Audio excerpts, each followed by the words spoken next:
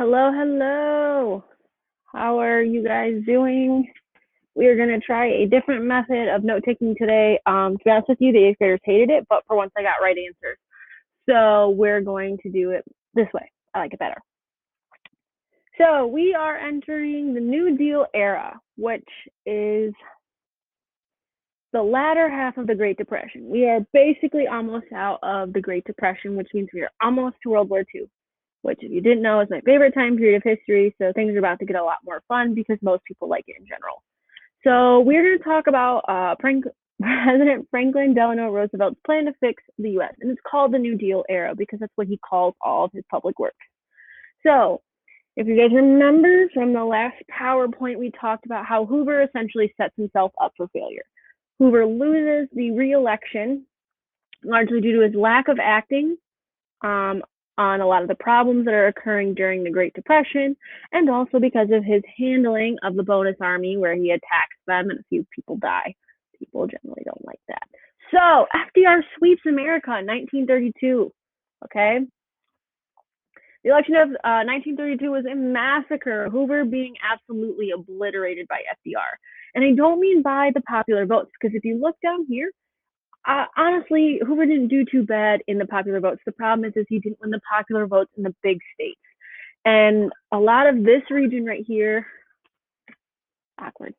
A lot of this region right here is going to be affected by the Dust Bowl, which we talked about. So, he's going to lose a lot of these smaller states that are going to be hit very hard by the Great Depression because they're losing their access to money.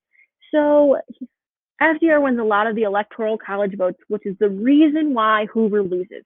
He obviously maintains a little bit of the northern support up in the richer New England areas, so Maine, Vermont, New Hampshire, parts of Pennsylvania are going to do okay. You're going to lose Connecticut and Delaware. These are all going to be states that are doing relatively okay.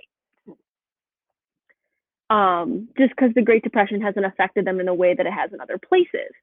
So this is basically the nation's way of telling Hoover to go kick rocks. We're done. Okay. So if you don't know this, the first 100 days of a president's office are the days most likely to have things passed.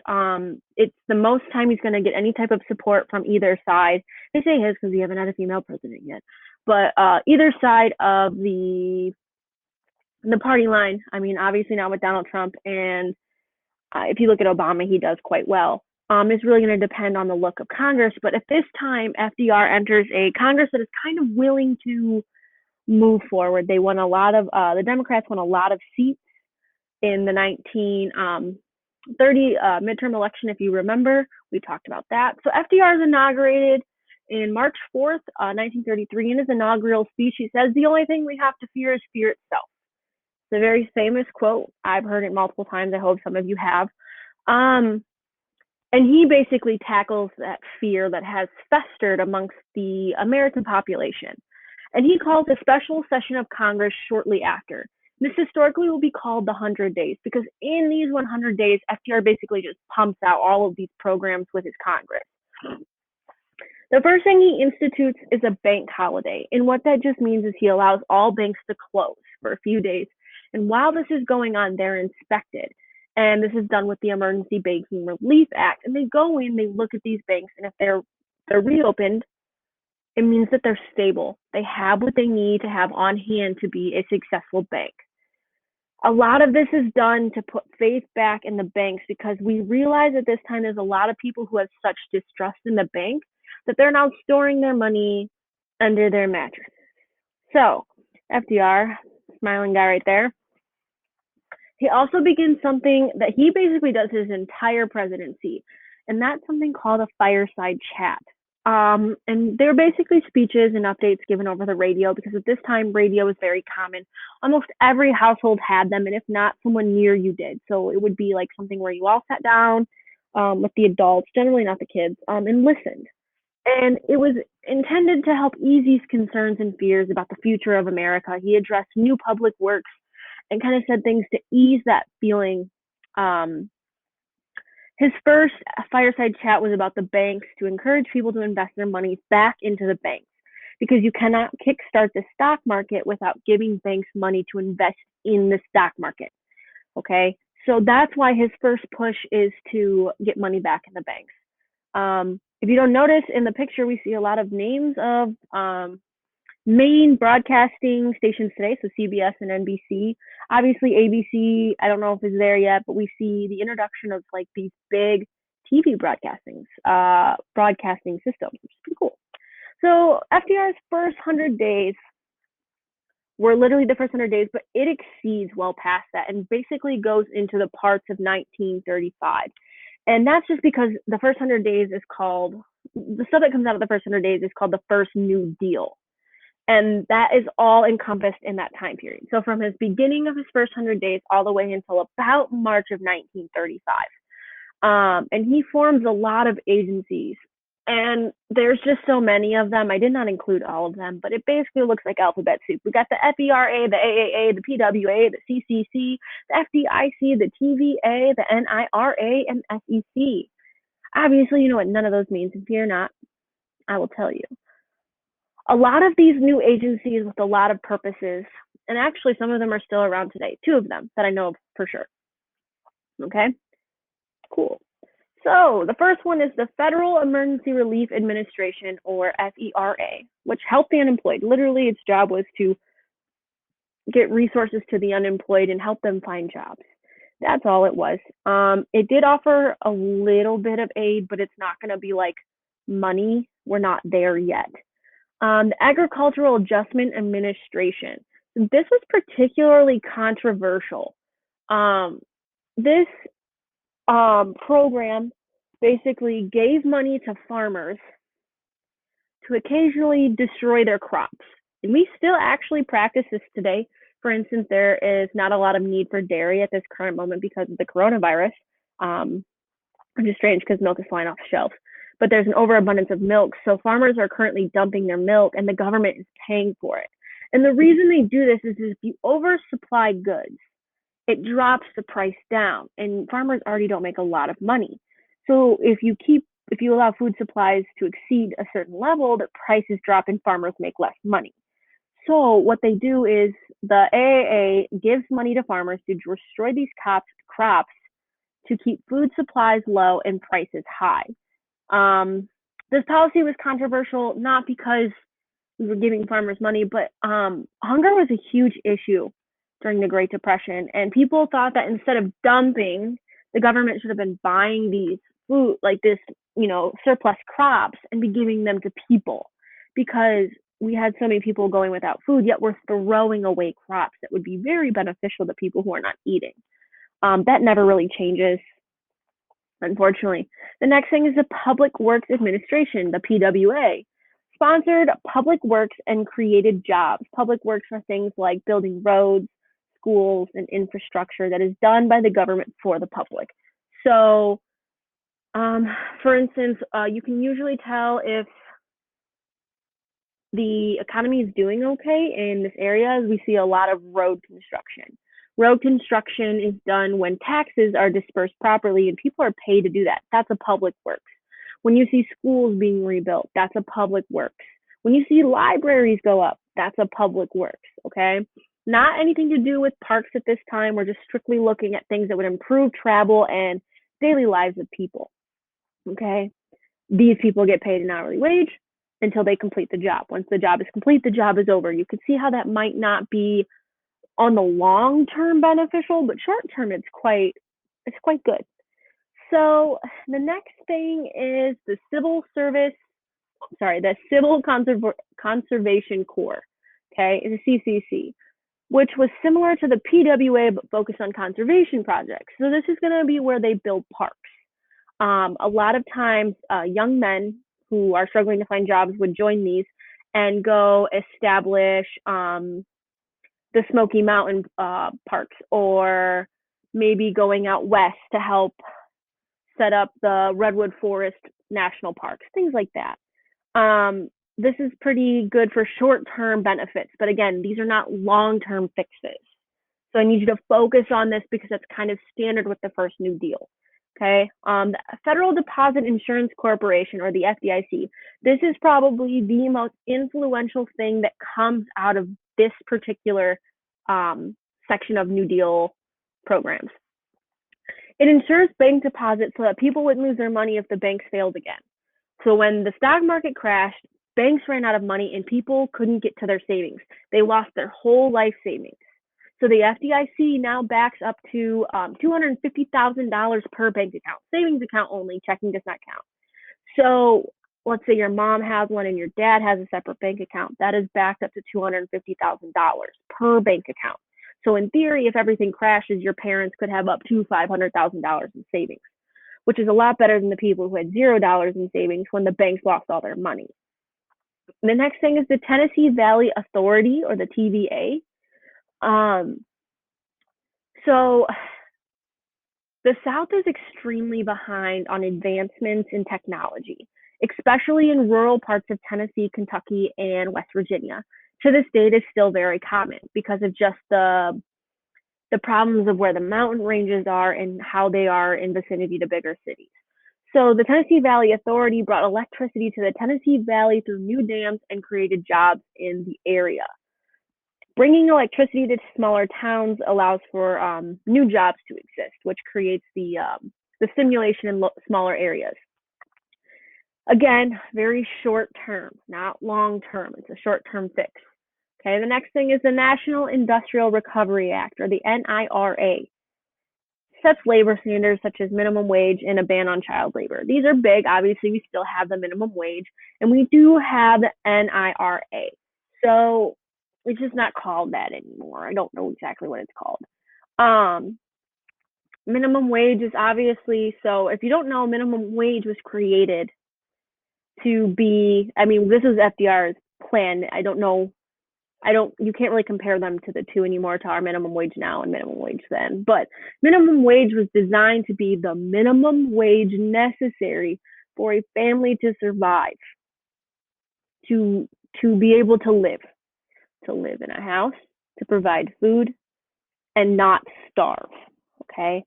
Obviously, a ban on child labor is pretty simple. You can't hire babies. Cool. Okay.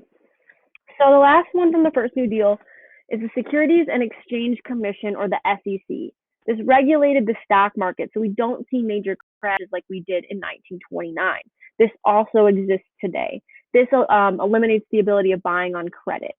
So we don't have people losing massive amount of money and owing massive amount of money when something goes wrong, okay? So we see a lot more strict regulations on how to buy and sell stocks, what stockbrokers can do, what they can't do. FDR challenged a lot of standards with these new first deals, and he did receive some pushback.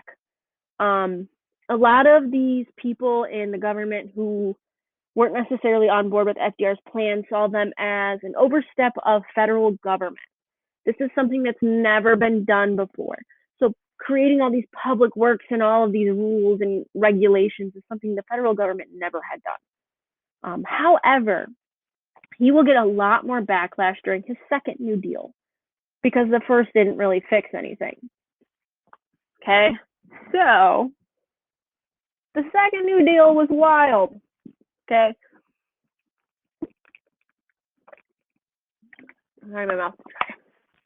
So in 1934, the congressional midterm elections happen, and the Democratic Party is gaining support in like large amounts because FDR and the Democrat Party and those that were, not opposing everything, we're seeing great success. We were seeing some kickstart, some money back to people. This was a mild success. The nation basically gives itself to the Democratic Party. They're like, help us.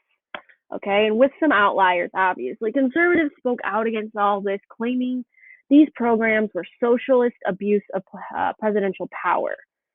Shockingly enough, like this man right here, some liberals are claiming that the U.S. needed to do more to distribute wealth. But they all agreed, although that this was a socialist abuse of power or not enough, something more needed to be done because despite the fact that all this was done, they were still in a depression and things were not fixed. Unemployment was still high. People were still starving. The stock market wasn't fully recovered. Consumer spending was still down. All of these issues. Okay. So we see an agreement amongst liberals and conservatives that something needs to change. What it is, nobody knows, because conservatives don't think it's going to be a bunch of programs, and liberals think it needs to be a million programs plus evening out wealth. This man right here is Huey Long of Louisiana. He would be probably one of the most outspoken liberals during this time about distribution of wealth. So the first New Deal was expiring, and based on its name, you can tell it doesn't work.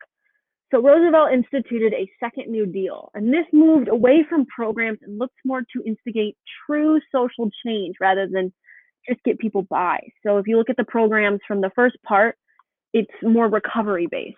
So creating short-term jobs to stimulate spending in the economy, nothing long-term. We're going to look at that. So with the second New Deal, we see a little bit more of a move away from those short-term programs to things that we still use today as well.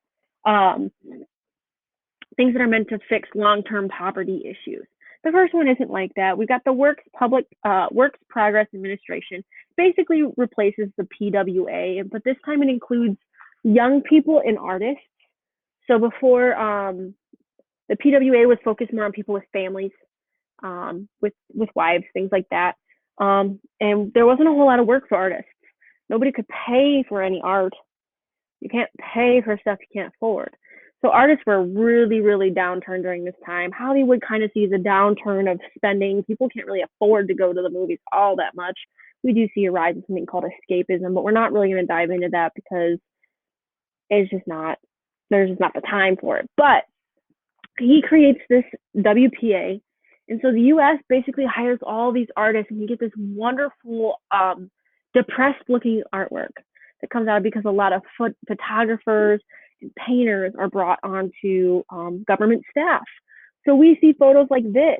This is a mom who lived in the Dust Bowl region with 3 kids and no way to feed them, right? So we get some photos just like this.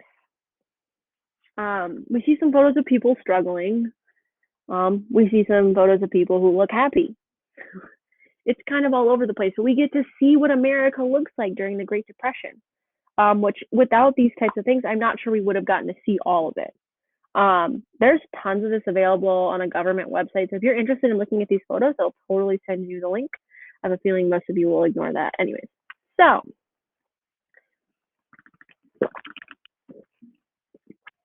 the Revenue Act of 1935 raised taxes on the rich. And in conjunction, they passed at the same time, the Wagner Act made sure that labor unions had a right to fair negotiations, which prior to this was not allowed. Unions couldn't sit down and demand things. Companies would just fire them. This now protects unions. The most important one that comes out of this whole thing, though, is the Social Security Act, passed in August of 1935, and it gives birth to the modern system of welfare in America. It's the idea that people pay into Social Security while they're working, and if they retire or for some odd reason they can't work, they receive money from the government. The problem is you have to pay into it to receive it. So people's welfare benefits did run out before. It's very complicated and convoluted now. I'm not really sure entirely how it works. But that's the whole concept behind it, is that something goes wrong or you just get too old to work, there's still a way for you to earn income even if you can't find a job. And that's why this old man's the face of this poster, is you try to get people to support this based on playing in the heartstrings of your grandparents, your parents who are older, who can't work. So I told you that the second New Deal is wild. We see a lot of changes, and the Supreme Court is like, hey, no, that's too much, stop. The Supreme Court tries to shoot down multitudes of FDR's plans as an overstepping of power. FDR and the Democrats would just rewrite them and pass them under a different name. So the NIRA is deemed unconstitutional because it protects, it interferes with business practices, which isn't something that, America had really believed in yet. We're still kind of on that fence of laissez-faire business practices. So you don't really see this large shift towards unions. So the NIRA supports unions, which interferes with business practices, so the Supreme Court rules it unconstitutional. Congress turns around and passes the National Labor Relations Act, also known as the Wagner Act, giving unions power in America. And they just do this over and over again until either the Supreme Court gives up or FDR and Congress gives up. Okay? So, another thing that changes with FDR. FDR's policies speak of a social change and evening out of wealth. The government really working for the people. So, for the first time in a very long time, we're going to see minorities shift from being the Republican side to Democrat side.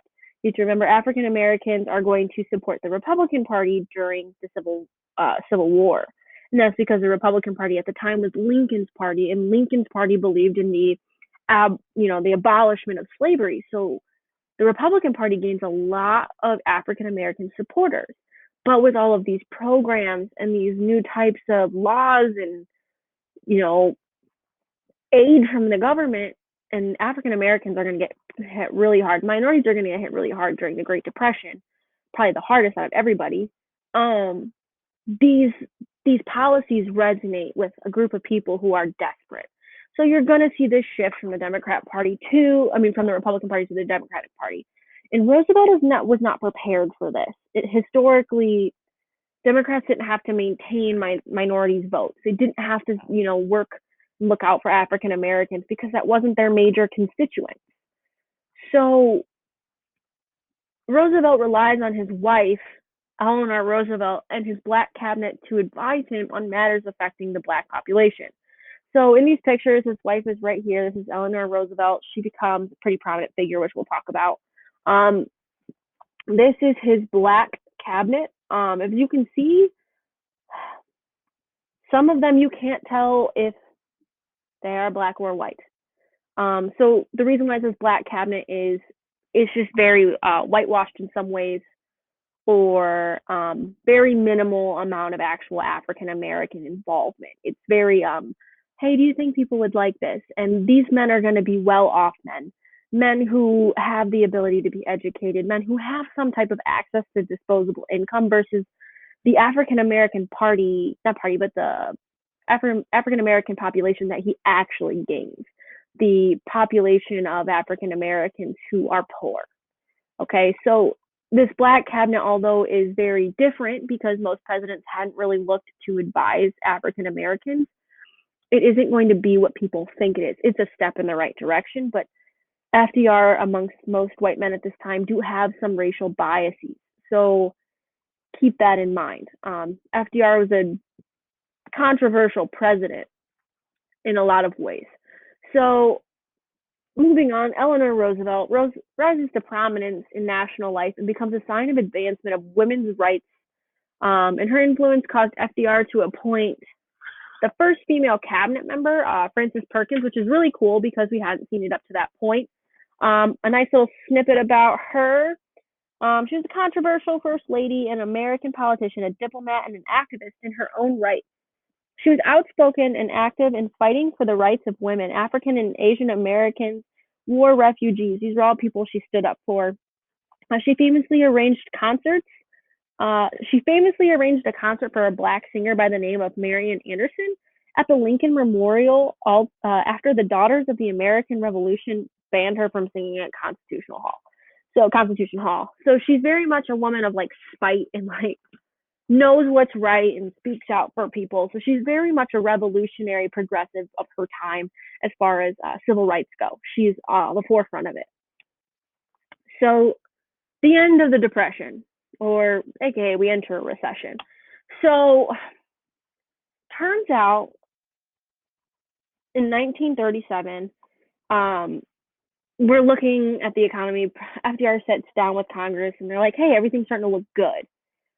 Why don't we start to cut back some spending? The deficit is growing, and it's not like now where we look at the deficit and we're like, oh, we owe $1 trillion, whatever. The deficit mattered. So he's like, okay, we need to cut some spending. So he decreases spending on recovery programs, so things that were benefiting people with, access to income. And he miscalculates how stable the economy is and how much they're relying on these programs. And because of that, he basically takes America, who's recovering from this depression, and instead of us being in depression, we move to a recession. Okay. So it turns out the best thing to bring people out of a deep, deep depression is a war. So we would not fully get out of the Great Depression until World War II, which we start next week. So woo woo. Keep in mind that right now, although we're going through all this in America, Hitler starts advancing quite quickly. World War II starts in 1939. We don't join until 41. And in 37, you see Hitler asking for expansion of power. He comes into power in like 1936. The Nazi Party takes over. By 1937, he's advancing. So we are well into our way to the beginning of World War II in Europe, while America is just trying to figure out how to keep the lights on. So we will begin that next week, which is exciting. We'll talk about Pearl Harbor and all of that. At the end of your notes, can you please just tell me how you felt about this? I'm going to be honest with you. I'm going to take this criticism with a grain of salt because I did it with my 8th graders. And although they all hated it, they all got the answers right. So, which is something that hasn't happened for you guys. I mostly get a lot of incorrect answers because you either A, rush through the reading, or B, try to Google answers. So, in order for you to see the PowerPoint, you have to watch the video. All right. Well, I will see you next week when we start talking about World War II. I'll have lots of cool things to show you. So, see you later. I did this the last time. I said that too early. You're still me.